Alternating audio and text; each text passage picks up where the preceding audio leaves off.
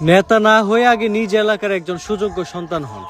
মনে রাখবেন, ক্ষমতা ক্ষণস্থায়ী, কিন্তু ব্যক্তিত্ব চিরস্থায়ী।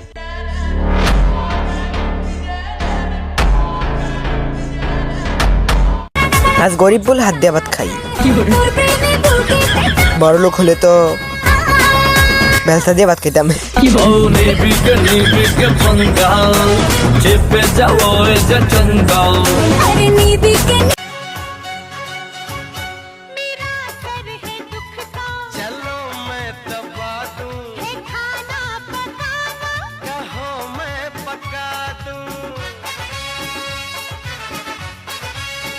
ভদ্রতা হলো আমাদের পারিবারিক শিক্ষা আর স্বভাব।